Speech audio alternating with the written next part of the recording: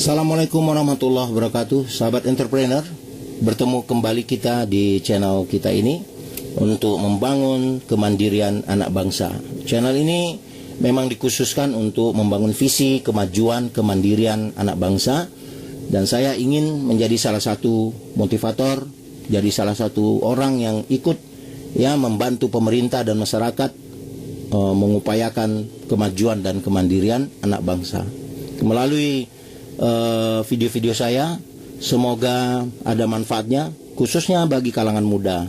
Namun saya berkeyakinan masih banyak adik-adikku kaum muda, milenial yang membutuhkan informasi bimbingan, pengetahuan, wawasan untuk memulai usaha dan bagaimana mempertahankan usaha. Baik, selanjutnya setelah sebelumnya saya bicara dan kita bicara mengenai manfaat dari sosial media, internet pada bisnis, saat ini kita akan membahas cara membangun brand awareness yang efisien, cara membangun brand awareness yang efisien.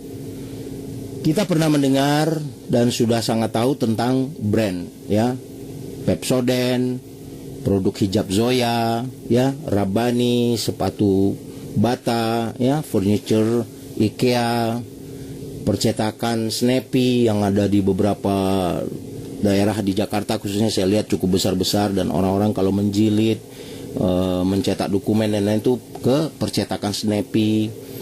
Atau misalnya multi level seperti Oriflame, Tupperware dan lain-lain.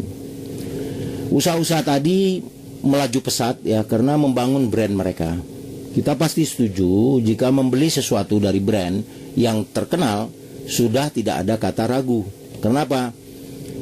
Kita manusia biasa dan berkeyakinan kalau sudah punya nama itu mustahil mereka membangun brand itu sehingga dikenal luas dengan mudah, pasti ada trust dari publik terhadap brand tersebut.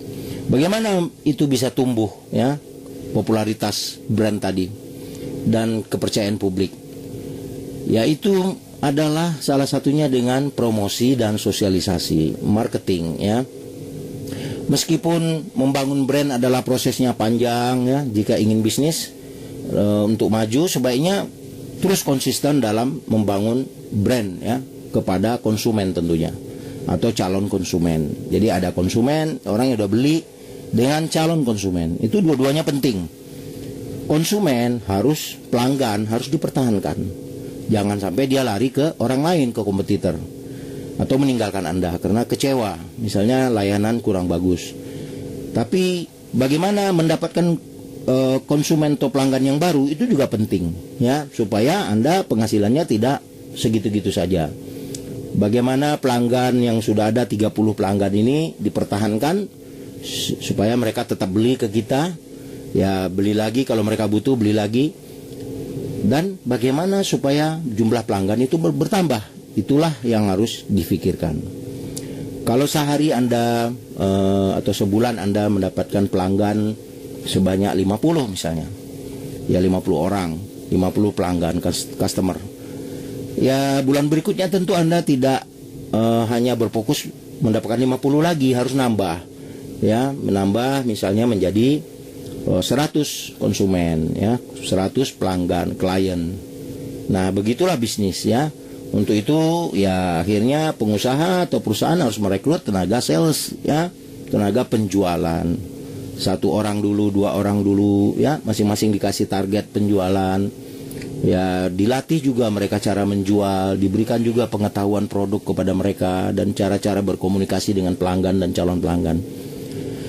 Nah, beruntungnya zaman sekarang ini membangun brand, awareness itu cukup mudah dan murah dengan memanfaatkan sosial media, memanfaatkan teknologi.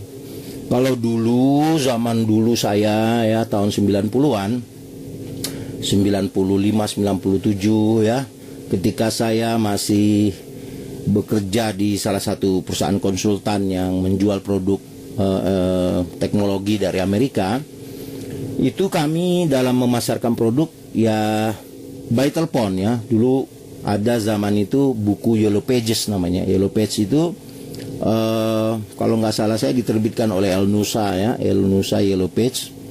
Itu memuat seluruh daftar nomor telepon perusahaan-perusahaan yang ada di Indonesia ya, di Jakarta, di Pulau Jawa, lengkap di situ.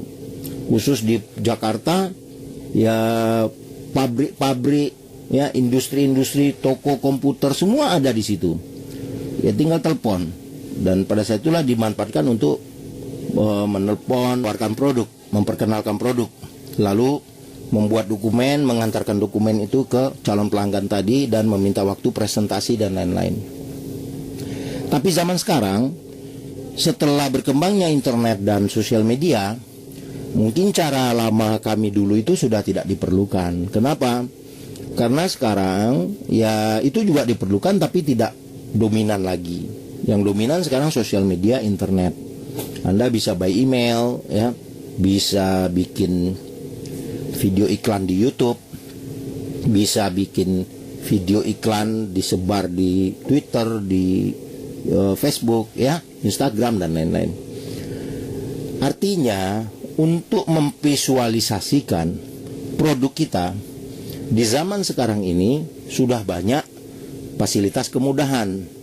Tinggal kecerdasan dan kreativitas ya yang ditantang, kemauan ya untuk terus memproduksi bahan-bahan sosialisasi, marketing, promosi ya, untuk mendapatkan market ya, pasar, untuk mendapatkan pelanggan. Nah, selama inovasi dan kreativitas tadi dibangun dalam tim Anda atau pada diri Anda sendiri, misalnya Anda bekerja masih beberapa orang ya dalam perusahaan yang kecil, ya Anda harus punya etos yang besar, semangat yang besar, pikiran-pikiran besar. Walaupun tim kita kecil, tim nggak perlu rame-rame ya. Misalnya tim pada awal usaha bisnis 2 orang ya, 3 orang. Tapi tim ini orang-orang yang berpikir besar dan semangat besar ya, daripada perusahaan besar ya. Sering ya perusahaan besar karyawannya banyak, pengeluaran bulanannya besar, tapi etos kerjanya rendah, income-nya rendah, hanya pemborosan aja, pengeluaran yang besar. Nah, lebih baik era sekarang ini ya small team but ya big power. Ya small team tapi besar kemampuan meraih pasarnya, besar kemampuan mendapatkan omsetnya. Bagaimana caranya? Manfaatkan teknologi yang sedang berkembang saat ini. Demikian dulu dari saya sebagai penambahan dari wawasan entrepreneur. Dan bagi kalangan pemula bisnis, jangan pernah putus asa atau cepat menyimpulkan bahwa gagal. Terus lakukan, karena bisnis itu bukan sehari 2 hari, tapi hasil kadang-kadang baru dinikmati atau terlihat jelas pada tahun kedua atau tahun ketiga ketika bisnis itu Anda jalankan. Jangan pernah goyah ketika bisnis mengalami pasang surut. Terus bangun etos kerja Anda. Ingat dan baca bagaimana Bill Gates menjadi seorang pebisnis besar, bagaimana pemilik rumah makan sederhana itu menjadi konglomerat, dia punya cabang di berbagai kota, dan bagaimana orang-orang sukses ya, Ciputra dan lain-lain di Indonesia ini memulai dari nol ya, bawa-bawa map kata Pak Ciputra dulu. Begitulah ya, semangat kita bisa dibangun dengan membaca juga pengalaman orang-orang yang sudah sukses dalam entrepreneur. Semoga sahabat semua sehat selalu, jaga kesehatan, jangan lupa pakai masker kalau keluar rumah, cuci tangan, dan jaga jarak. Anda sukses, Anda kaya, saya pun bahagia. Assalamualaikum warahmatullahi wabarakatuh.